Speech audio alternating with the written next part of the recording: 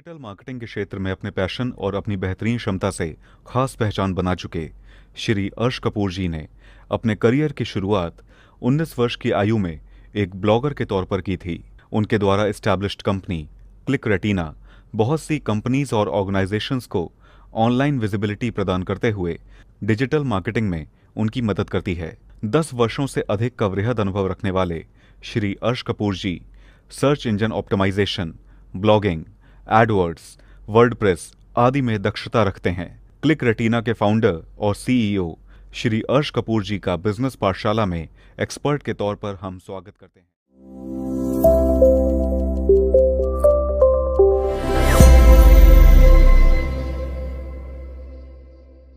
Hello friends, स्वागत है आपका इस बिजनेस पाठशाला सेशन में, जिसमें आज हम बात करने जा रहे हैं how to market a service business.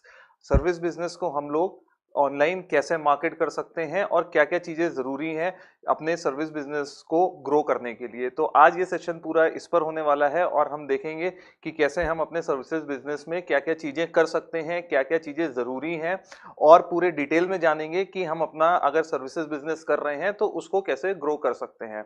तो सबसे पहले हमें ये देखना होता है कि सर्विसेज और प्रोडक्ट बेस्ड बिजनेस में डिफरेंस क्या है। तो ये हम देख लेते हैं सबसे पहले कि सर्विसेज बेस्ड बिजनेस क्या होते हैं और प्रोडक्ट बेस्ड बिजनेस क्या होते हैं। तो जो मेन डिफरेंस है इनके बीच में वो है टेंजिबिलिटी का, कि जो सर्विस बेस्ड बिजनेस होते हैं वो नॉन टेंजिबल होते हैं। मतलब कि हम सर्विसेज को टच करके जज नहीं कर सकते, देख नहीं सकते सर्विसेज को, और प्रोडक्ट्स होते हैं उनको हम देख सकते हैं, फील कर सकते हैं, टच कर सकते हैं। तो ये एक मेजर डिफरेंस होता है जो कि सर्विसेज को मार्केटिंग में थोड़ा सा टिपिकल बना देता है। थोड़ा सा अलग स्ट्रेटजी हमें फॉलो करनी पड़ती है और कुछ पेशेंस भी रखना पड़ता है जब हम सर्विसेज को मार्केट करने जा रहे हैं और हम अपना सर्विसेज बिजनेस को ग्रो करने का प्लान कर रहे हैं।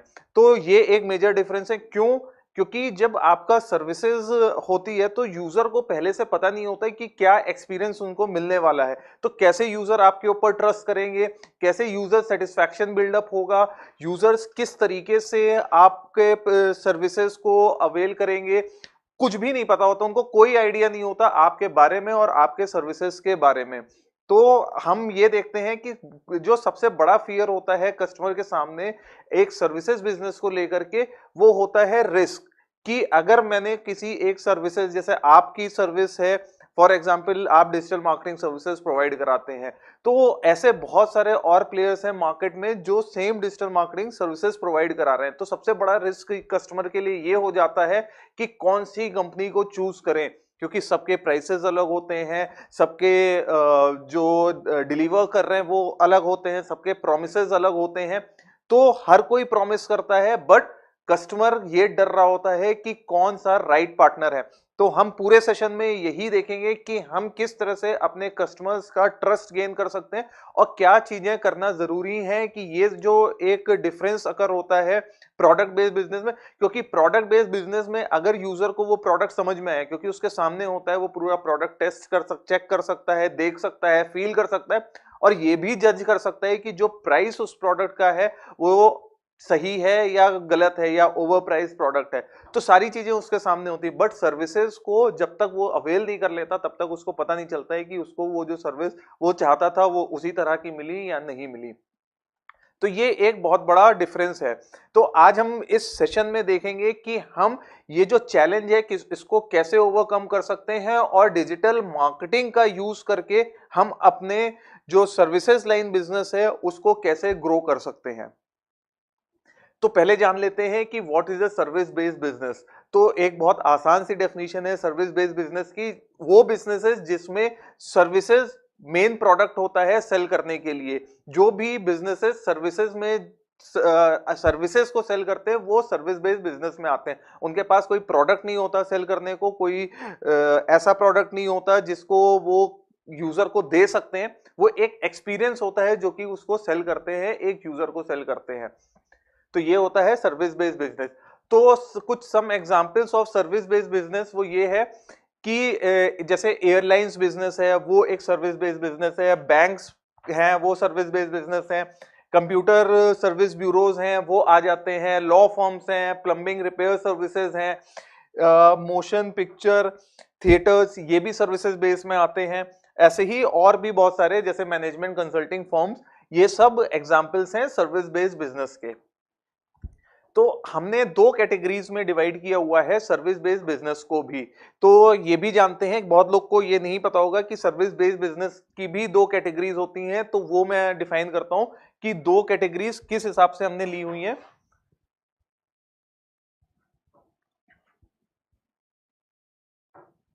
तो service based business that rely on equipments, तो सबसे इंपॉर्टेंट चीज दो तरीके के होते हैं। एक सर्विस बेस्ड बिजनेस होते हैं जो टोटली इक्विपमेंट्स पर बेस्ड होते हैं, जिनमें जैसे ये vending machine, automated car wash, movie theatres, ये सारे बिजनेस मशीन बेस्ड बिजनेस हैं। अगर यहाँ पर मशीन्स नहीं होंगी, आपके पास कोई इस तरह की मशीन नहीं होगी जिसके थ्रू आप सर्विसेज दे रहे हैं, तो आप ये सर्विस बेस्ड बिजनेस नहीं कर पाएंगे। ऐसे ही एयरलाइंस में एरोप्लेन्स की जरूरत है, एरोप्लेन्स के बिना एक एयरलाइंस बिजनेस, एक सर्विस बेस्ड बिजनेस नहीं हो सकता। दूसरे तरीके का जो सर्विस बेस्ड बिजनेस होता है जहां पर मैन पावर की जरूरत होती है टू प्रोवाइड दिस सर्विस। अब इसमें कौन कौन से बिजनेसेस आते हैं, यहां पर आते हैं जैसे कंसल्टिंग बेस्ड बिजनेस है। यहां पर कोई मशीन की जरूरत नहीं है, कोई हार्डवेयर की जरूरत नहीं है, यहां पर आपको मैन पावर की जरूरत है और क्वालिटी मैन पावर की जरूरत होती है। अटॉर्नी हो गया, लॉयर्स हो गए, वो भी एक पीपल बेस्ड सर्विस बिजनेस होता है। प्लम्बिंग हो गया, रिपेयर हो गया, अकाउंटिंग, इस तरह के जितने भी बिजनेस हैं वो पीपल बेस्ड बिजनेस है। तो आपको पहले ये कैटेगराइज करना है कि आप कौन से टाइप ऑफ बिजनेस में आते हैं, आप इक्विपमेंट बेस्ड में आते हैं या आप पीपल बेस्ड में आते हैं। तो इस तरीके से हम लोग अपने सर्विस बेस्ड बिजनेस को दो कैटेगरीज में कैटेगराइज करते हैं। एक बहुत इंटरेस्टिंग फैक्ट आपको बताऊंगा कि आगे स्टार्ट करने से पहले, जो कि आपको काफी मोटिवेट करेगा। यूएसए में जो टॉप 10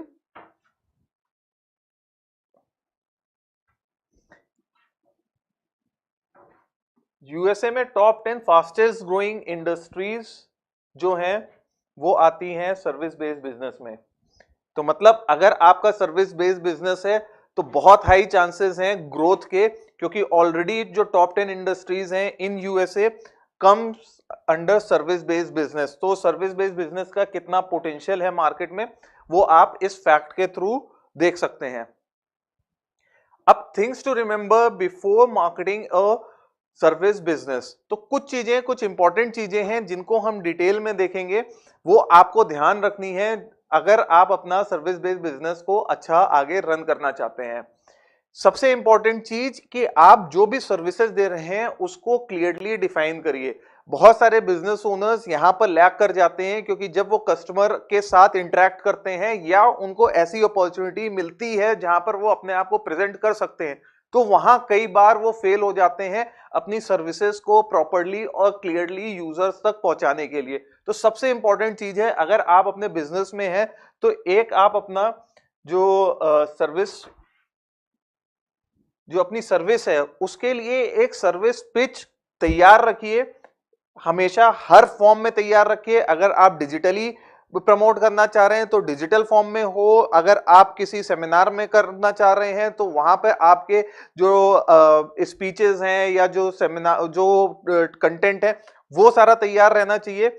उसके अलावा आप किसी भी प्लेटफॉर्म पर कहीं भी किसी मैन टू मैन मार्केटिंग कर रहे हैं तो वहां पर सारा कंटेंट आपका रेडी होना चाहिए। तो सबसे पहली चीज है, अगर आपका ये कंटेंट रेडी नहीं है, आप अपनी सर्विसेज को क्लियरली एक्सप्लेन नहीं कर पा रहे हैं, तो इस पर आप वर्कआउट कीजिए, क्योंकि बहुत बिजनेसेस इसमें लैग कर जाते हैं। दूसरा इंपॉर्टेंट पॉइंट है वो है वैल्यू प्रपोजिशन, क्योंकि मार्केट में ऑलरेडी बहुत कंपटीटर्स हैं। आप जो बिजनेस कर रहे हैं उससे रिलेटेड बहुत ज्यादा बिजनेसेस ऑलरेडी मार्केट में प्रेजेंट है।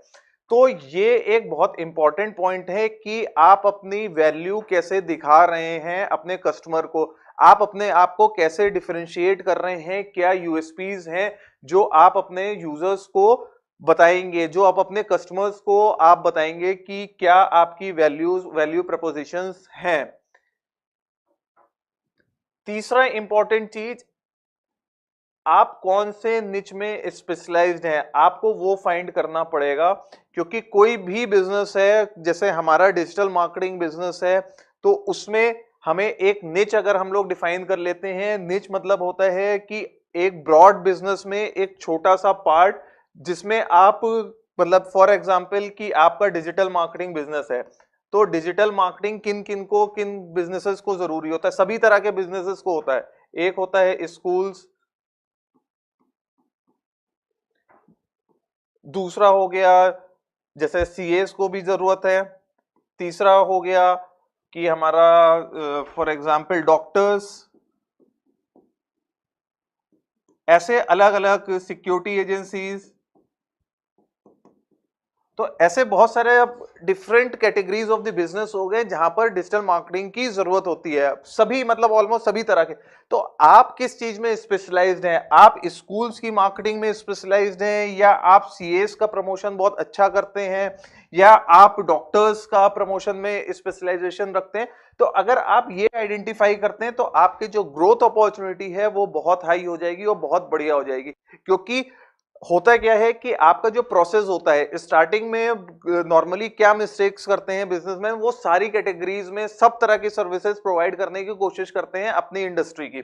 बट प्रॉब्लम कहां पर आती है? जहां पर स्पेशलाइजेशन पूछा जाता है आपसे, या आपसे ये कस्टमर्स पूछते हैं कि आप कौन सी फील्ड में एक्सपर्ट हैं, तो वहां पर आपको ये डिफाइन करने में प्रॉब्लम आती है कि आप कौन से निच में। दूसरा, जब आपके पास काम बढ़ता है तो उसके साथ साथ जब आप डाइवर्सिफाइड होते हैं, बहुत तरह की चीजें कर रहे हैं, तो आप फोकस नहीं कर पाते अपनी ग्रोथ पर, आप डाइवर्टेड रहते हैं, वर्कलोड बहुत ज्यादा होता है और आपके प्रॉपर प्रोसेसेस डिफाइन नहीं हो पाते हैं। तो ये आपको ध्यान रखना है कि आप अपना निच डिफाइन कीजिए, और उस निच में, क्योंकि कस्टमर्स को भी जब आप बताएंगे ना कि आप इस निच में काम करते हैं, तो you will have lots of clients to show to your customers कि इन इन क्लाइंट्स के लिए हमने काम किया है, और ऑलरेडी आपको पूरा प्रोसेस पता होता है। किसी भी कस्टमर को ऑनलाइन या किसी भी प्लेटफॉर्म पर या किसी भी तरीके से उसको प्रमोट करने के लिए आपको पूरा प्रोसेस पता है। तो एक निच आप डिफाइन कर लीजिए। एक और इंपॉर्टेंट चीज है एग्जिस्टिंग क्लाइंट रिलेशनशिप। बहुत सारे बिजनेस इसमें डील करते हैं, इसमें बिलीव करते हैं कि उनको नए नए क्लाइंट्स चाहिए, क्योंकि अगर वो नए क्लाइंट्स नहीं लेकर के आएंगे तो उनका बिजनेस ग्रो नहीं करेगा। बट इस पॉइंट पर बिजनेसेस कभी फोकस नहीं करते हैं, कुछ करते हैं कुछ नहीं करते, कि वो जो उनके एग्जिस्टिंग कस्टमर्स हैं उनके रिटेंशनशिप के लिए वो क्या कर रहे हैं। क्योंकि आपको ये भी जानना जरूरी है कि जो आपका कस्टमर है, जो आपका क्लाइंट है, उसकी पेइंग कैपेसिटी कितनी है, वो कितना आपको अपने पूरे लाइफ साइकिल में कितना पे कर सकता है। तो अगर आप उस चीज पर ध्यान नहीं दे रहे हैं तो वहां पर भी आप एक part of your business lose कर रहे हैं, क्योंकि नए कस्टमर को गेन करने के लिए आपको ज्यादा एफर्ट लगाना पड़ता है। बट अगर एग्जिस्टिंग कस्टमर को आप सर्विस अच्छा दे रहे हैं, उसके रिटेंशन पर ध्यान दे रहे हैं, उस पर फोकस कर रहे हैं सर्विसेज में, तो वो कस्टमर हो सकता है आपको आपकी अदर सर्विसेज के लिए, जो कि हम लोग ने पॉइंट 1 पर डिफाइन किया था कि अपने सर्विसेज को क्लियरली समझाइए, क्योंकि हो सकता है आपके मल्टीपल सर्विसेज देते हो और आपका कस्टमर जो ऑलरेडी आपका कस्टमर, उसको पता ही नहीं है कि आपके पास 4 और तरह की सर्विसेज है। तो वहां पर आपको इस पर भी ध्यान देना है कि आप एक कस्टमर को अपनी कितनी सर्विसेज दे सकते हैं और उसको कितना हैप्पी रख सकते हैं। फिर नेक्स्ट पॉइंट है कि outline how you can define your business from competitors. आप अपने बिजनेस को कैसे डिफेंड कर सकते हैं फ्रॉम योर कंपटीटर्स। तो आपके जो कंपटीटर्स हैं, होता क्या है कि जब आपका कस्टमर्स को, मान लीजिए आपने एनरोल कर लिया, या आप फर्स्ट टाइम वो कस्टमर्स ढूंढ रहा है आपकी सर्विसेज को, तो वो कंपेयर करता है आपको आपके कंपटीटर्स के साथ। दूसरा ये भी होता है, अगर आपका एग्जिस्टिंग कस्टमर है और आप रिलेशनशिप पर ध्यान नहीं दे रहे, तो हो सकता है उसके पास और भी आपके मार्केट के कंपटीटर्स उसको पिच कर रहे हो और उसको प्रॉमिस कर रहे हो कि आपको बेटर वो सर्विसेज प्रोवाइड करा सकते हैं। तो यहां पर यह भी ध्यान रखना है कि आपको अपने कस्टमर को यह बताना है कि आप कैसे डिफरेंट हैं फ्रॉम मार्केट, और आप ऐसी क्या सर्विसेज जो दे रहे हैं वो कैसे आपको डिफरेंशिएट करती है फ्रॉम योर कंपटीटर्स। तो इस चीज पर भी आपको ध्यान रखना है। और आपको अपना जो प्राइस है, जो प्राइस पॉइंट है, जो लास्ट पॉइंट में हमने डिफाइन किया है, identify and clearly outline how you choose the pricing for your service. ये एक बहुत इंपॉर्टेंट पॉइंट है। ये भी एक क्लाइंट रिटेंशन में आपको हेल्प करेगा कि आप अपना जो प्राइस है उसको आप कैसे चूज कर रहे हैं वो आप अपने कस्टमर को बताइए कि आपका जो क्लाइंट है उसको ये डिफाइन करिए कि जो प्राइसिंग आपने रखी है वो किस हिसाब से रखी हुई है और ये जो प्राइसिंग है क्यों है, उसको क्लियर आइडिया होगा तो वो आपको कभी प्राइस के लिए आपका कस्टमर कभी क्वेश्चन नहीं करेगा। क्योंकि मार्केट में सर्विसेज लाइन में बहुत चैलेंज ये आता है क्योंकि कोई डिफाइंड प्राइसिंग नहीं होती, प्रोडक्ट की सर्विसेज की कोई डिफाइंड प्राइसिंग नहीं होती, तो कस्टमर कंफ्यूज रहता है आपका कि दूसरा प्लेयर, दूसरा कंपटीटर या दूसरी एजेंसी ये प्राइस कोट कर रही है मेरे को और आप मेरे को ये प्राइस कोट कर रहे हैं, तो दोनों के बीच में जो डिफरेंस ऑफ द प्राइसेस है वो क्यों है। तो ये चीज आपको यहाँ पर ध्यान रखनी कि आपको क्लियरली आउटलाइन करना है। इस पर हम आगने वाली स्लाइड्स में भी डिस्कस करेंगे इस पॉइंट को कि किस तरह से आप अपने प्राइसिंग को जस्टिफाई कर सकते हैं अपने कस्टमर्स के सामने। तो ये कुछ 5 इंपॉर्टेंट पॉइंट्स हैं जो आपको ध्यान रखना है जब आप अपना जो सर्विस में लाइन बिजनेस आप कर रहे हैं। तो इन पॉइंट्स पर अगर कहीं क्लैरिटी नहीं है या आपने वर्कआउट नहीं किया तो सबसे पहले आप इन 4-5 पॉइंट्स पर वर्कआउट करिए। अब हम ये देखेंगे how you can prioritise your existing clients, कि अभी हम लोग लास्ट स्लाइड में देख रहे थे, इसी पॉइंट पर बात कर रहे थे कि क्लाइंट रिटेंशन कैसे करना है, उनके साथ रिलेशनशिप कैसे बिल्डअप करनी है। तो वो अब हम देखेंगे ये कुछ पॉइंट्स हैं जो आप फॉलो कर सकते हैं अपने क्लाइंट रिटेंशन के लिए। Make sure your client knows about all of your services and capabilities. तो जैसा कि मैंने प्रीवियस स्लाइड में बताया था, अपने क्लाइंट को आप ये बताइए कि आप क्लियरली एक्सप्लेन करिए। अब बहुत लोगों के माइंड में आ रहा होगा कि ये काम कैसे कर सकते हैं। ठीक है, ये तो पता चल गया है कि हम अपने क्लाइंट्स को सर्विसेज बताएं, बट किस तरीके से बताएं, ऐसे कैसे बताएं कि भाई क्लाइंट हमारी सर्विसेज ले रहा है, ऑल ऑफ सडन हम मार्केटिंग करने लगे, प्रमोशन करने लगे, क्लाइंट को वो चीज निगेटिव भी लग सकती है। तो वो सारी चीजें हम आगे देखेंगे, पूरा सब चीजें हम मैंने डिटेल में एक्सप्लेन की हुई है आने वाली स्लाइड्स में, और सब पॉइंट पर आपको एक प्रॉपर एक्सप्लेनेशन मिलेगा कि किस तरीके से आप ये चीजों को कर सकते हैं और कितना इजीली कर सकते हैं थ्रू डिजिटल मार्केटिंग, और डिजिटली आप कौन से प्लेटफॉर्म्स को यूज करके ये सारी चीजें बहुत आसानी से अपने कस्टमर्स तक पहुंचा सकते हैं। तो आप कैसे अपनी सर्विसेज और अपनी कैपेबिलिटीज को क्लियरली डिफाइन कर सकते हैं कस्टमर को, वो करिए। ये इंपॉर्टेंट पॉइंट, पहला पॉइंट, अपनी कैपेबिलिटीज और सर्विसेज को क्लियरली एक्सप्लेन कीजिए, वो आपका क्लाइंट रिटेंशन और एक्सपीरियंस को इंप्रूव करेगा। तो जो हमारा सेकंड पॉइंट है वो ये है, सेकंड पॉइंट ये है कि continue your onboarding services delivery and follow-ups. तो आपको अपना जो सर्विसेज हैं, जब आपका कस्टमर आपके साथ ऑनबोर्ड हुआ वहीं से कस्टमर एक्सपीरियंस चालू हो जाता है, स्टार्ट हो जाता है। तो आपको ऑनबोर्डिंग जर्नी, आपको जो सर्विसेज आप दे रहे हैं, प्लस जो आपकी डिलीवरी है वो आपकी प्रॉपर होनी चाहिए, और आपके फॉलोअप्स भी बहुत प्रॉपर होने चाहिए कस्टमर्स को लेकर के। क्योंकि कस्टमर एक्सपीरियंस अगर किसी भी स्टेज में खराब हुआ तो वो कस्टमर आपके हो सकता है बाउंस कर जाए और दूसरे क्लाइंट के पास, दूसरे आपके कंपटीटर के पास शिफ्ट हो जाए। तो आपको इस पॉइंट पर भी बहुत फोकस रखना है। फिर तीसरा पॉइंट है, share useful information with them in the form of emails और सोशल पोस्ट। तो आपको यहां पर यह ध्यान देना है कि आप ईमेल्स के थ्रू और सोशल पोस्ट के थ्रू आप जो भी अपना जो इंफॉर्मेशन है, जो कि पॉइंट 1 में मैं बता रहा था कि make sure your client knows about all your services and capabilities, वो चीज आप ईमेल्स और सोशल पोस्ट के थ्रू कर सकते हैं। आप बता सकते हैं सोशल पोस्ट के थ्रू कि आप और कौन कौन सी सर्विसेज देते हैं, प्लस आप उनको यूजफुल इंफॉर्मेशन या कुछ उनको इनपुट्स देने हैं वो मेल्स तक कर सकते हैं। अब यहाँ पर एक पॉइंट आता है कि कई लोग सोचते हैं कि हम एग्रेसिव मेलिंग करेंगे या कंटिन्यूअस मेलिंग करेंगे तब तक तो हमारा क्लाइंट इरिटेट होगा, या हम उसको कुछ इंफॉर्मेशन शेयर करेंगे तो क्लाइंट इरिटेट होगा। तो मेरा यह कहना है कि लीव इट ऑन क्लाइंट, आप क्लाइंट पर ये चीज छोड़ दीजिए। जब आपको क्लाइंट कंप्लेन करे इस चीज के लिए कि आप बहुत एग्रेसिव मेलिंग करते हैं या कंटेंट करते हैं, then you stop sending mails और उसकी फ्रीक्वेंसी आप कम कर सकते हैं। बट जब तक क्लाइंट वो कंप्लेन नहीं कर रहा है तब तक आप अपना जो फ्रीक्वेंसी है उसको, जिस भी फ्रीक्वेंसी में भेज रहे हैं उसको आप मेंटेन रखिए। क्योंकि ये बहुत एक ऐसी चीजें हैं जो आपका क्लाइंट एक्सपीरियंस और उसकी जो जर्नी है वो बहुत अच्छी बना देगा। और यही चीजें हैं जो आपकी सर्विसेज को स्टैंड आउट करेंगी from your competitors. Next point है कि चेक इन रेगुलरली। तो हमें क्या करना है, एक जो इंपॉर्टेंट पॉइंट जिससे हम अगेन एक जो अपना एक्सपीरियंस है, जो क्लाइंट जर्नी है उसको अच्छा बना सकते हैं, वो कुछ ये पॉइंट्स है कि हम उनको थैंक यू नोट्स भेज सकते हैं। आपका जैसे फॉर एग्जांपल आप एक क्लाइंट के साथ आपको काम करते हुए 1 साल हो गए, तो आप उसको थैंक यू नोट भेज सकते हैं। 5 साल हो गए, उस पर आप एक ऐसा थैंक यू नोट भेज सकते हैं।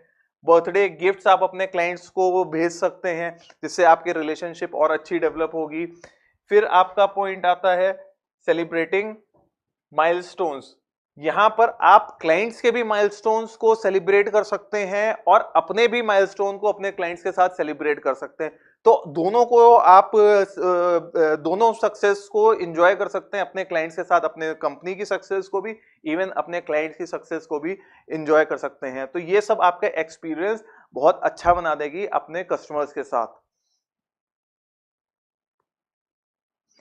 अब हम यहां पर देखेंगे, जैसा कि मैंने पहले बताया था, कि pricing is also a very की पॉइंट वेयर क्लाइंट डिसाइड कि उसको आपके साथ जाना है या उसको किसी कंपटीटर के साथ जाना है। तो यहां पर कंफ्यूजन्स होते हैं।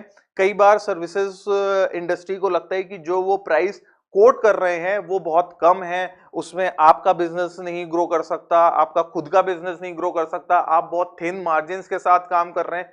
समटाइम्स आपको ऐसा फील होता है कि जो प्राइस है, क्लाइंट फील कराता है कि आपका प्राइस बहुत हाई है।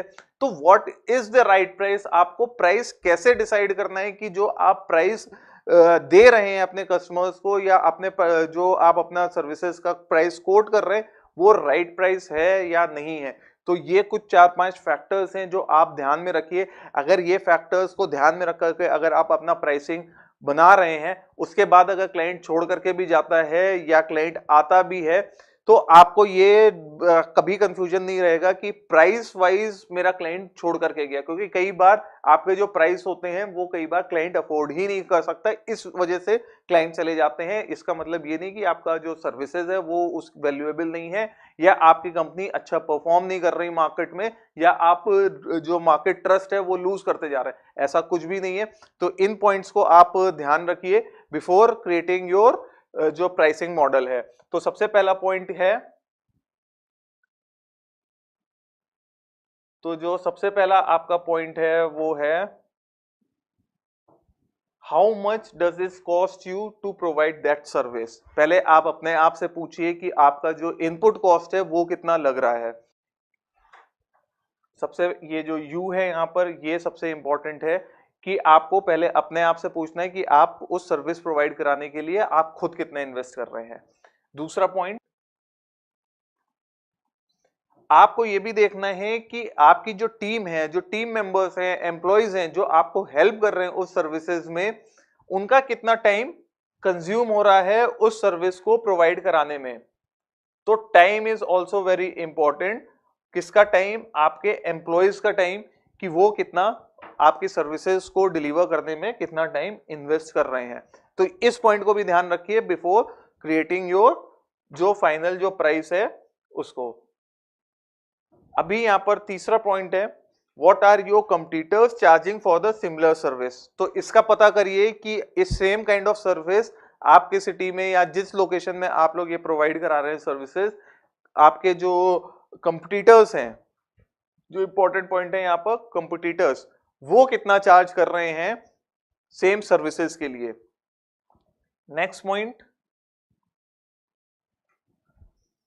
आपके जो पास्ट क्लाइंट्स हैं क्या वो रेडी थे सेम प्राइस जो आप रखा हुआ है उनको उसको पे करने में, और उनको कितनी कन्वीनियंस हो रही थी आपके सर्विसेज के को जो आपका प्राइस है उसको पे करने में। तो उससे भी आप जज कर सकते हैं कि जो कस्टमर्स हैं वो क्या आपका जो प्राइस आपने कोट किया है वो इजीली पे कर पा रहे हैं, या उनको चैलेंज आ रहा है वो प्राइस पे करने में। एंड लास्ट पॉइंट, तो जो लास्ट पॉइंट है वो ये है कि वो have they had a complain और कमेंट्स अबाउट योर सर्विस और प्राइस। पास में क्या उन्होंने कभी कोई कंप्लेन की इस तरह की कि आपकी सर्विसेज को लेकर के या अपने प्राइसेस को लेकर के, तो उस चीज को आप ध्यान रखिए कि इन पैरामीटर्स को ध्यान रख करके आपको अपना जो कॉस्टिंग है, जो प्राइसिंग है, वो डिफाइन करना है। तो अगर आपको प्राइसिंग को लेकर के कोई कंफ्यूजन है तो ये 4 पॉइंट्स आप नोट कर सकते हैं और इनको फॉलो करते हुए अपना प्राइसिंग स्ट्रक्चर आप डिसाइड कर सकते हैं। अब हम बात करेंगे कि marketing a service business method that works well. कौन कौन से मेथड्स हैं जो आपके लिए अच्छा वर्कआउट कर सकते हैं, क्योंकि यही हम देखने आए थे कि हमें अपने बिजनेस को मार्केट करने के लिए, सर्विसेज बेस्ड बिजनेस को मार्केट करने के लिए क्या क्या चीजें करनी है। तो अभी एक तक हम लोगों ने बात की कि सर्विसेज बेस्ड बिजनेसेस में प्राइसिंग को हमने देखा कि कैसे हमें प्राइसिंग, राइट प्राइसिंग डिफाइन करनी है। अब हमें ये देखना है कि हम अपने सर्विसेज बिजनेस को कैसे कस्टमर्स तक ले जा सकते हैं, क्योंकि आपका अगर बैकअप स्ट्रांग होगा तो आपका फ्रंट एंड भी उतना ही स्ट्रांग होगा, क्योंकि मार्केटिंग आप अपने सर्विसेज की अच्छी तभी कर पाएंगे जब आपने इन सारे पॉइंट्स को जो अभी तक हमने डिस्कस किया है उन पर प्रॉपर्ली वर्कआउट कर लिया है। तो अब हम देखते हैं कौन कौन से जो मार्केटिंग स्ट्रेटजीज हैं वो आपके लिए यूजफुल होने वाली हैं। तो सबसे पहली मार्केटिंग स्ट्रेटजी, ये आप इसको नोट भी कर सकते हैं और पूरा मैं डिटेल में इसको एक्सप्लेन करूंगा कि इन मार्केटिंग स्ट्रेटजीज के साथ आप कैसे अपने बिजनेसेस को प्रमोट कर सकते हैं। तो सबसे पहला जो है वो है कंटेंट मार्केटिंग। तो कंटेंट, आपको कोई भी चीज, अपनी सर्विसेज जो हमने पास पॉइंट सारे बताए, अब उनको हम कैसे अपने यूजर्स तक लेके जाएं, हम अपनी सर्विसेज को यूजर्स तक कैसे पहुंचाएं, तो वो देखेंगे और वो चीजें क्यों इंपॉर्टेंट है उस पर भी हम बात करेंगे। तो सबसे पहला पॉइंट है ब्लॉग पोस्ट। तो ब्लॉग पोस्ट आपको,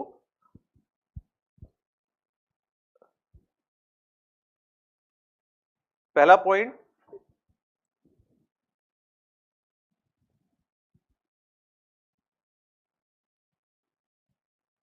ब्लॉग पोस्ट। ब्लॉग पोस्ट क्यों बनानी है ये मैंने बता दिया, देखेंगे क्यों बनानी है नेक्स्ट स्लाइड में। आप आर्टिकल्स लिख सकते हैं अपने बिजनेस के बारे में, कस्टमर्स की कोई प्रॉब्लम है तो उससे रिलेटेड आप आर्टिकल्स लिख सकते हैं। तो आर्टिकल्स, आप अपने कस्टमर्स, अपने बिजनेस को समझाते हुए वीडियोस बना सकते हैं, और जो आपकी वीडियोस के फॉर्म में अपनी सर्विसेज को भी एक्सप्लेन कर सकते हैं, प्लस जो कस्टमर की कोई प्रॉब्लम होती है तो उसको भी वीडियो में एड्रेस कर सकते हैं।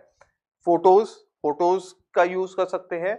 और last point, social media post, इनका यूज कर सकते हैं आप अपने बिजनेस को यूजर्स तक पहुंचाने के लिए और अपने बिजनेस के बारे में डिटेल्स बताने के लिए। तो ये चीजें हैं, इनको कैसे यूज करना है। तो अब हम ये देखेंगे कि ये जो 4-5 चीजें हैं जो मार्केटिंग की, कंटेंट मार्केटिंग को लेकर के मैंने इस स्लाइड में बताई, कंटेंट मार्केटिंग में कि blog, article, videos, post, social media, इनका यूज कैसे, क्या है और किस तरीके से ये आपको हेल्प करेंगी। तो सबसे जो पहला पॉइंट है वो है establish your existence in your निच। मतलब आप जो सर्विसेज प्रोवाइड करा रहे हैं उसमें आपकी एग्जिस्टेंस बनाएंगी। जब आप कंटेंट पोस्ट करेंगे तो लोगों को पता चलेगा कि आप इस तरह की सर्विसेज प्रोवाइड करा रहे हैं, तो आप अपने फील्ड में या कोई भी आपके सर्विसेज को सेल कर रहा है तो आपकी एग्जिस्टेंस यहाँ पर बिल्ड हो जाएगी, पहला पॉइंट।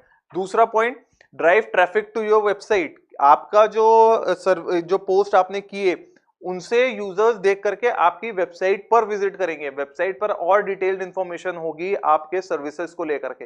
मतलब आपका कस्टमर ऑलरेडी आपको जानना शुरू कर दिया, उसने वेबसाइट पर विजिट किया तो आपके बारे में उसने स्टडी करना शुरू कर दिया। तो ये आपका फायदा होगा अगर आप कंटेंट मार्केटिंग करते हैं। तीसरा, earn the trust of your customer by adding value. क्योंकि जो आप आर्टिकल्स लिखेंगे या आप पोस्ट क्रिएट कर रहे हैं तो वहां पर आप वैल्यू प्रोवाइड करा रहे हैं, कस्टमर्स की कोई ना कोई प्रॉब्लम को सॉल्व कर रहे हैं या कोई नया अपडेट आप अपने कस्टमर्स को दे रहे हैं। तो ये चीज आपको ध्यान रखनी है कि जो एडवांटेजेस हैं कंटेंट मार्केटिंग के, वो आपको ये एडवांटेजेस मिलेंगे। तीसरा, मतलब जो चौथा पॉइंट है वो आप ये है कि आप अपने कस्टमर को एजुकेट करेंगे बाय पोस्टिंग कंटेंट, तो कस्टमर आपका एजुकेट हो रहा है।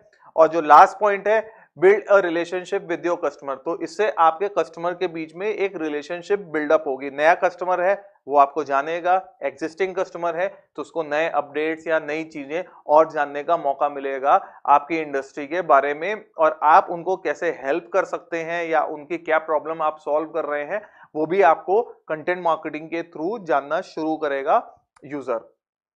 तो ये एडवांटेजेस थे हमारे कंटेंट मार्केटिंग के। अब हम देखते हैं कि here are the most common types of content marketing that work for small businesses.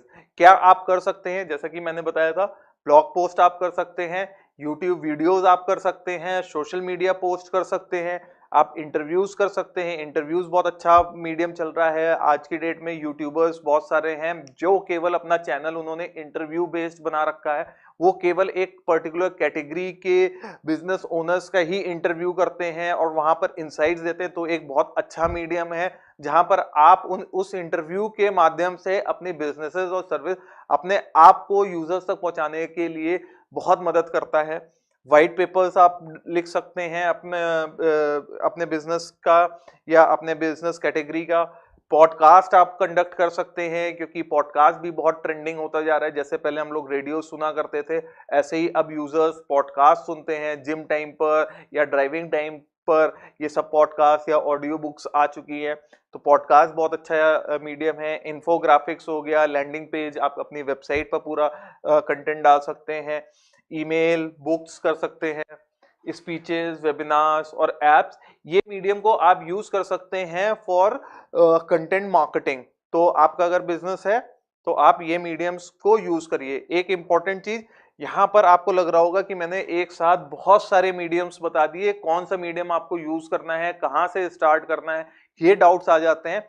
तो इसमें मैं ये आपको बताऊं, अगर आप कंटेंट मार्केटिंग को एक एग्रेसिव मोड ऑफ अपने बिजनेस की मार्केटिंग स्ट्रेटजी लेकर के चल रहे हैं तो वहां पर आपके पास टीम होगी। अगर टीम है तो आप इन सारे मीडियम्स का यूज कर सकते हैं, बट अगर आपके पास टीम नहीं है तो आप एनी ऑफ दी 2 या 3 चैनल्स को यहां से चूज कर सकते हैं और उन्हीं चैनल्स पर पहले अपनी अथॉरिटी बिल्डअप करिए। जब आपका वहां पर अथॉरिटी अच्छी बिल्डअप हो जाएगी, फिर स्केल करना होगा, तब आप बाकी चैनल्स को भी यूज कर सकते हैं। इसका मतलब ये नहीं कोई भी बिजनेस एक बार में ही सारे चैनल्स पर जाए, ये एक बहुत बड़ा प्रॉब्लम होती है क्योंकि लोगों को लगता है जितने चैनल्स पर हम जाएंगे उतनी अच्छी मार्केटिंग होगी। वो मैटर नहीं करता क्योंकि हर चैनल पर ऑलरेडी बहुत सारे मार्केटर्स पहले से ही प्रेजेंट हैं, तो वहां पर आपको एग्जिस्टेंस अपनी बनाने में थोड़ा टाइम लगता है, यूजर अटेंशन कैच करने में थोड़ा टाइम लगता है। तो आप अगर स्टार्ट कर रहे हैं तो आप इनमें से 1-2 चैनल्स के साथ स्टार्ट कर सकते हैं। Second point is influencer marketing. अब इन्फ्लुएंसर मार्केटिंग एक बहुत नया टर्म है मार्केट में, पास्ट कुछ सालों से ही स्टार्ट हुआ है। तो क्या होता है डिजिटल वर्ल्ड में इन्फ्लुएंसर मार्केटिंग? आप एक इन्फ्लुएंसर जो कि एक ऑनलाइन सोशल मीडिया एक पर्सन होता है जिसकी अच्छी फॉलोइंग होती है, तो आप इन्फ्लुएंसर्स को यूज कर सकते हैं फॉर मार्केटिंग योर बिजनेस। क्यों एडवांटेज क्या है? क्योंकि आज की डेट में ये देखा गया है कि यूजर्स एक एडवर्टीजमेंट्स को एडवर्टीजमेंट से ज्यादा अगर इन्फ्लुएंसर से आपके बिजनेस और ब्रांड के बारे में सुनता है तो वो ज्यादा ट्रस्ट करता है आपके बिजनेस पर। तो इन्फ्लुएंसर्स का जो एक ट्रस्ट फैक्टर है वो ज्यादा है from any kind of advertisement. और इन्फ्लुएंसर इटसेल्फ उनके पास ऐसी कैपेबिलिटी होती है कि उनके पास ऐसा आर्ट होता है कि जिस वे में वो आपके बिजनेस को बहुत अच्छे तरीके से आपके यूजर्स के बीच में प्रेजेंट करते हैं। वो अपनी फॉलोइंग्स को आपके बिजनेस को लेकर के अपने फॉलोइंग्स में बहुत बढ़िया तरीके से प्रेजेंट कर देंगे। तो आपको ये भी एक एडवांटेज मिलता है विद इन्फ्लुएंसर्स। तो अभी हम देखेंगे कि हमारे पास कितने तरह के इन्फ्लुएंसर्स होते हैं, कौन कौन से इन्फ्लुएंसर्स होते हैं। तो सबसे पहला है ओपिनियन थॉट लीडर्स। हर इंडस्ट्री में कुछ ऐसे लोग होते हैं जिनको सब लोग फॉलो करते हैं, तो those people are called the opinions या थॉट लीडर्स, कि वो कुछ भी चीज अगर बोलेंगे तो उस इंडस्ट्री के बहुत सारे लोग उस चीज को फॉलो करना शुरू कर देंगे। तो ये चीज आपको ध्यान रखनी है। आप इन तरह के लोगों को आइडेंटिफाई करके इनको आउटरीच कर सकते हैं टू प्रमोट योर बिजनेस। दूसरा है इंडस्ट्रियल एक्सपर्ट। आप इनको देख सकते हैं, इस तरह के लोगों को, इनकी फॉलोइंग्स बहुत अच्छी होती है। ये माइक्रो इन्फ्लुएंसर्स होते हैं बट इनकी फॉलोइंग जो बेस होता है काफी अच्छा होता है। तो इनको आप अप्रोच करके अपने जो सर्विसेज है उसको मार्केट कर सकते हैं। तीसरा तरह के जो इन्फ्लुएंसर्स आते हैं वो लोकलिस्ट नैनो इन्फ्लुएंसर्स होते हैं। ये इन्फ्लुएंसर्स वो होते हैं जिनका यूजर बेस 1000 से लेकर के 10,000 तक का होता है। हालांकि बहुत छोटा है, बट ये उनके काम आते हैं, उन बिजनेसेस के काम आते हैं जिन बिजनेसेस की लोकल प्रेजेंस है, मतलब एक रिस्ट्रिक्टेड एरिया में है या एक लिमिटेड एरिया में है। बट ये मत सोचिए कि इनकी फॉलोइंग लिमिटेड है तो इनको कोई देखता नहीं होगा या सुनता नहीं होगा। इनका भी इम्पैक्ट बहुत है मार्केट में, इनके फॉलोअर्स के बीच में इम्पैक्ट इनका बहुत अच्छा होता है। तो इनको आप यूज कर सकते हैं, आप अगर लोकली मार्केट करना चाहते हैं। आप अपनी सिटीज के इस तरह के इन्फ्लुएंसर्स को आइडेंटिफाई करके उनको आउटरीच कर सकते हैं। दूसरे एडवांटेज आपको ये मिलता है, स्टार्ट कर रहे हैं, बजट प्रॉब्लम है, तो यहाँ पर आपको कम बजट में भी आप अपना सर्विसेज को स्टार्ट कर सकते, मतलब मार्केटिंग को स्टार्ट कर सकते हैं विद इन्फ्लुएंसर्स। चौथा important point, clients with a strong following. आपके जो एग्जिस्टिंग क्लाइंट्स हैं उनको भी आप यूज कर सकते हैं और उनको भी बोल सकते हैं कि आपकी सर्विसेज को वो अपने सोशल मीडिया पर पोस्ट करें। तो इससे क्या होगा, जो आपके कस्टमर्स हैं उनकी जो फॉलोइंग बेस है उसको भी आप यूज कर पाएंगे अपने जो सर्विस बेस्ड बिजनेस है उसको मार्केट करने में। तो जैसा कि पुराना पॉइंट मैंने बोला था, आप कस्टमर सेटिस्फैक्शन पर ध्यान दीजिए। आप ये देखिए, एक्वायरिंग न्यू कस्टमर्स तो बहुत इंपॉर्टेंट है बिजनेस के लिए, बट अगेन ये पॉइंट प्रूव करता है कि अगर हमारा कस्टमर सेटिस्फैक्शन बहुत हाई होगा ना, तो आपके खुद के कस्टमर्स आपके लिए इन्फ्लुएंसर्स का काम करेंगे। सेम चीज आप अपना जो एम्प्लॉय बेस है, एम्प्लॉयज का, अगर आप अपने एम्प्लॉयज को खुश रखेंगे तो आपके एम्प्लॉयज की भी स्ट्रांग फॉलोइंग होती है। कई एम्प्लॉयज ऐसे होते हैं जिनकी बहुत स्ट्रांग फॉलोइंग होती है, और अगर वो आपके बिजनेस के साथ जुड़ करके उनको मजा आ रहा है, यहाँ पर काम करने में मजा आता है, या वो हैप्पी हैं विद योर कंपनी, तो you can use those employees as your influencers. वो आपके सर्विसेज को अपने जो फॉलोइंग है उसमें शेयर करेंगे, तो अगेन आपकी जो मार्केटिंग है वो काफी अच्छी होगी। और जो आपका सर्विस बेस्ड बिजनेस में जो चैलेंज हम लोग ने देखा है स्टार्टिंग में आता है कि ट्रस्ट, कस्टमर ट्रस्ट नहीं कर पाता, तो इस तरीके से जो ट्रस्ट वाला जो गैप है वो आप फिल करते चले जाएंगे। और last point is the celebrity. इसको मैंने लास्ट में क्यों रखा है, क्योंकि दीज आर मोस्ट एक्सपेंसिव। तो जितने नए बिजनेसेस हैं उनके लिए ये फिजिबल नहीं हो पाता है कि वो सेलिब्रिटीज को हायर कर पाए। तो अगर बट आपका बजट है तो आप सेलिब्रिटीज को भी हायर करके अपनी जो सर्विसेज की जो मार्केटिंग है वो आप कर सकते हैं। अब हम बात करेंगे तीसरा जो बहुत इंपॉर्टेंट मार्केटिंग का तरीका है, वो है रेफरल प्रोग्राम्स। तो रेफरल प्रोग्राम्स क्या है कि आप किसी के बिजनेसेस को प्रमोट करते हैं थ्रू डिफरेंट मीडियम। कि मेरा कोई बिजनेस है और दूसरा कोई बिजनेस है, तो मैंने किसी अपने फ्रेंड के बिजनेस या किसी बिजनेस को कोई रेफरेंस दे दिया जो उसके काम आ गया, या उसने उसका बिजनेस को चूज कर लिया, तो ये हो गया रेफरेंशियल प्रोग्राम। तो इसमें दो तरीके से आप कर सकते हैं इस रेफरेंशियल प्रोग्राम को। वो एक तो ये है नॉन प्रॉफिट ऑर्गेनाइजेशन, जो एनजीओ चल रहे हैं, जो कि बिजनेसेस आपके सिटी में हैं, जो कि नॉन प्रॉफिट बेसिस पर चल रहे हैं, जिनको कोई प्रॉब्लम नहीं होगी कि वो अपना जो एग्जिस्टिंग बेस है उनको रिफर कर पाए। आप इंसेंटिव दे सकते हैं उनको for the reference they provide you. तो आप ऐसी ऑर्गेनाइजेशन से टच में आइए, उनको आप अपनी सर्विसेज समझाइए, अपना बिजनेस समझाइए, और उनको यूज करिए एज योर रेफरल प्रोग्राम।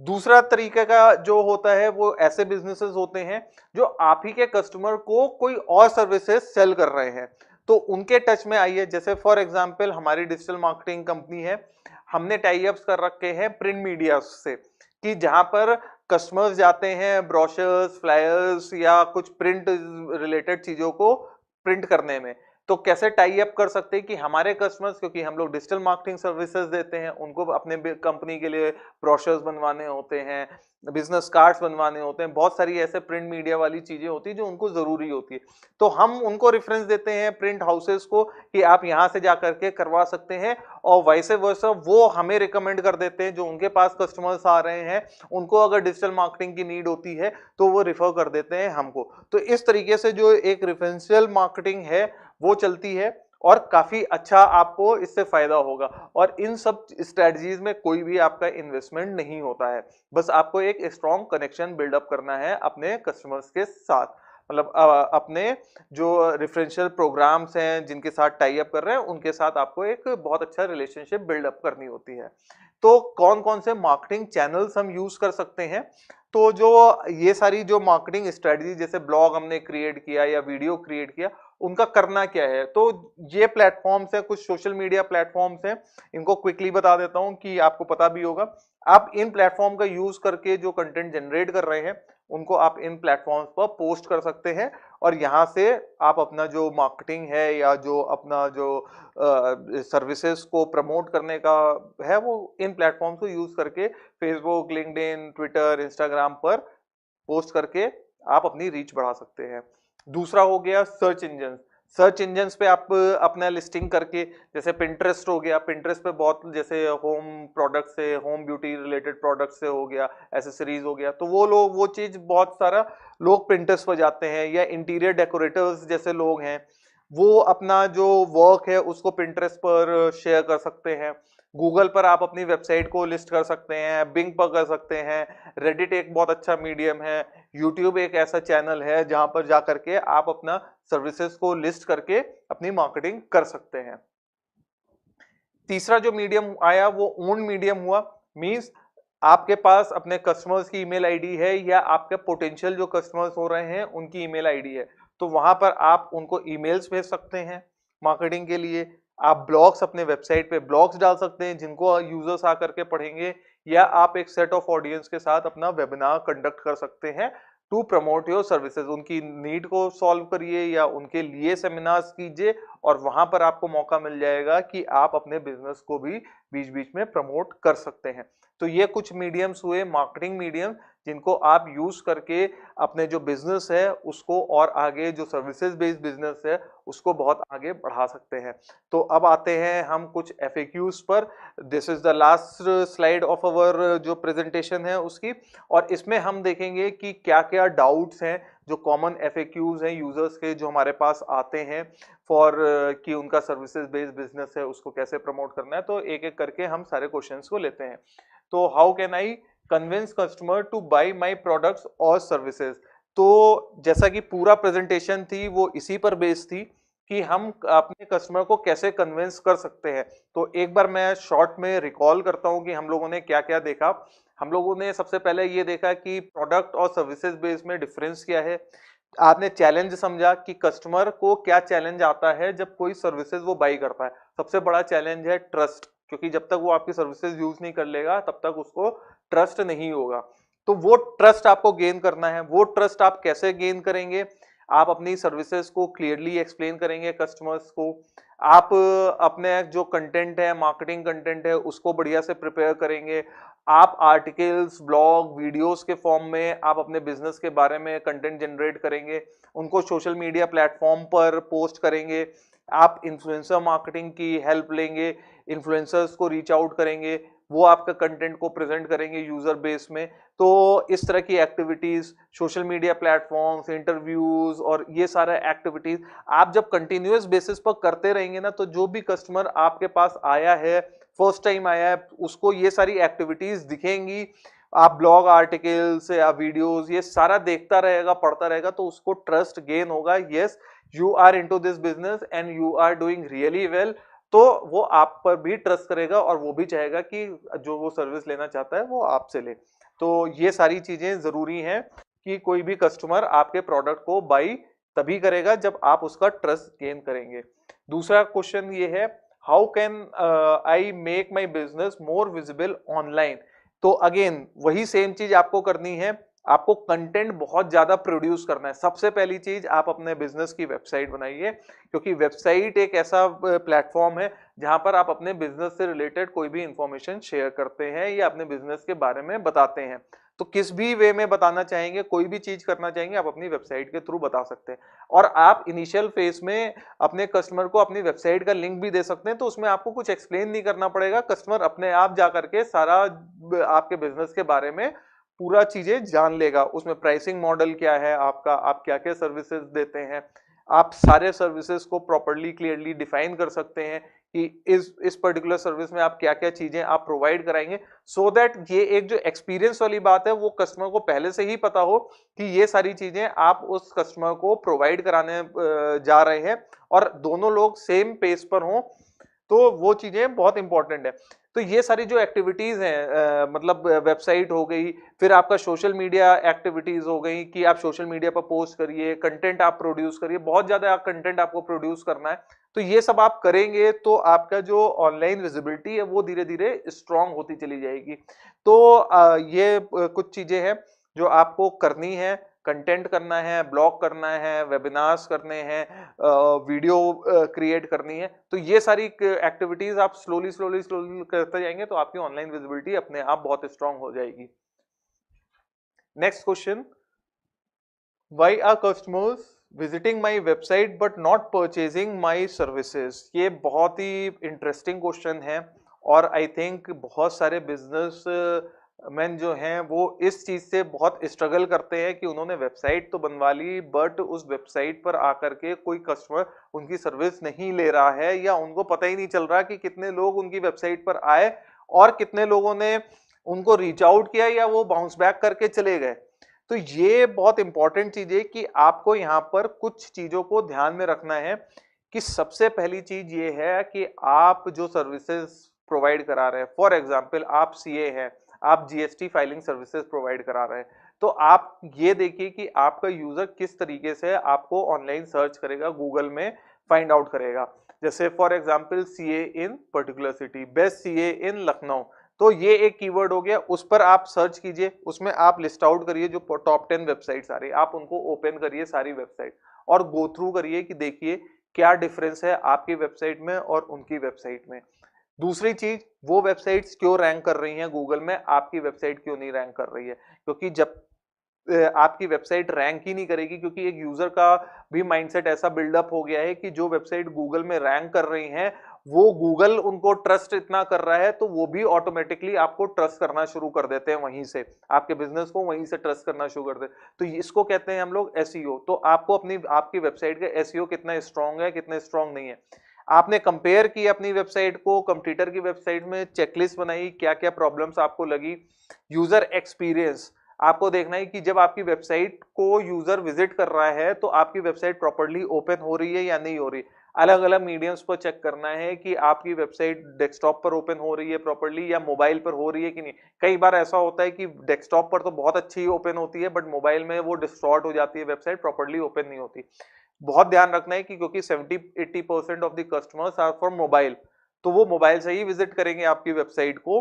तो आपको सारे प्लेटफॉर्म पर देखना है आपकी वेबसाइट सही है या नहीं है, फास्ट लोड हो रही है या नहीं हो रही है, क्योंकि अगर आपकी वेबसाइट फास्ट लोड नहीं हो रही है तो अगेन यूजर क्या होगा, वो बाउंस बैक करके चला जाएगा।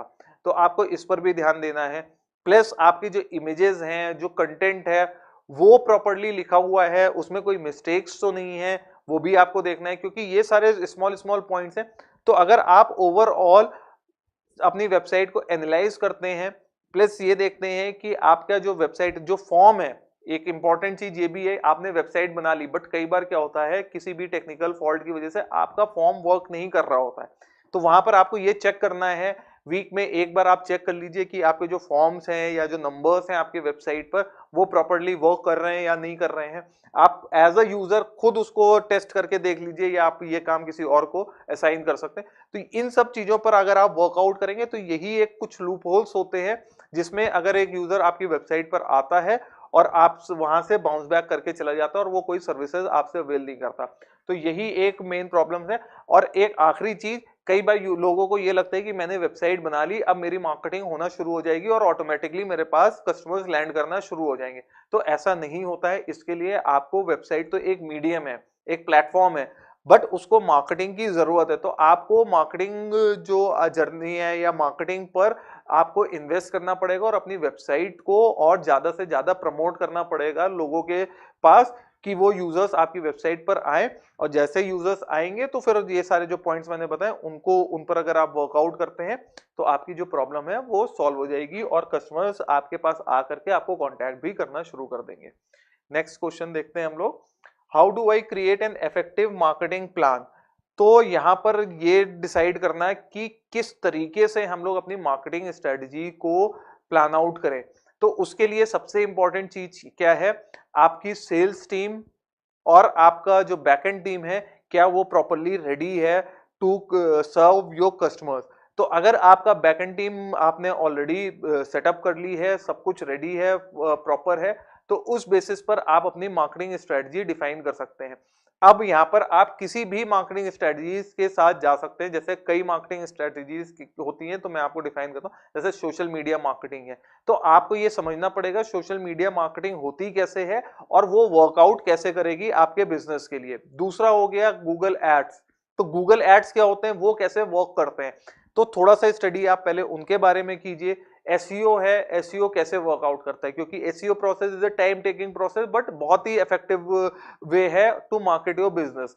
तो वो एक लॉन्ग टर्म 3-4 मंथ्स बाद आपको रिजल्ट देना शुरू करता है एसईओ पे जो काम हो रहा है। तो अगर आप बस केवल मार्केट को सुन करके कि मेरे को अपनी वेबसाइट का एसईओ कराना है और मेरे पास बिजनेस आने लगेगा, और आप जानते भी नहीं एसईओ होता क्या है, तो अगेन आप जो मार्केटिंग जो स्ट्रेटजी आप बिल्ड कर रहे हैं वो उसमें कभी सक्सेसफुल नहीं होंगे। तो आप YouTube पर जाकर के जो भी आपकी क्वेरीज हैं उनको सर्च आउट कर सकते हैं। जैसे एसईओ होता क्या है, कि उसमें कितना टाइम लगता है, एसईओ से लीड्स कैसे जनरेट होती हैं, कितना स्पेंड करना पड़ता है एसईओ के लिए, ऐसे अलग अलग जो भी क्वेश्चंस आ रहे हैं, सबसे पहले आप उसको थोड़ा सा रिसर्च आउट कीजिए। यूट्यूब पर जाइए, 2-3 वीडियोस देख लीजिए, वहां से आपको ये इन्फॉर्मेशन मिल जाएगी। जो भी आप अपनी एजेंसी से पूछना चाहते हैं मार्केटिंग स्ट्रेटजी को लेकर के, उसके लिए थोड़ा सा आप वर्कआउट कर लीजिए। फिर आप एक बार आप वीडियो देख लेंगे, उसके बाद सेम क्वेश्चन आप अपनी एजेंसी से पुट करिए, और जब आपको सेटिस्फैक्शन मिल जाए कि वो एजेंसी भी आपको वही रिप्लाई दे रही है जो आपने वीडियोस में देखा है, या कहीं ना कहीं वो चीजें कोरिलेट कर रही हैं, तो इस तरीके से अगर आप अपनी मार्केटिंग स्ट्रेटजी को प्लान आउट करेंगे बाय नोइंग कि आप क्या करने जा रहे हैं, तो एक इफेक्टिव मार्केटिंग प्लान बना सकते हैं।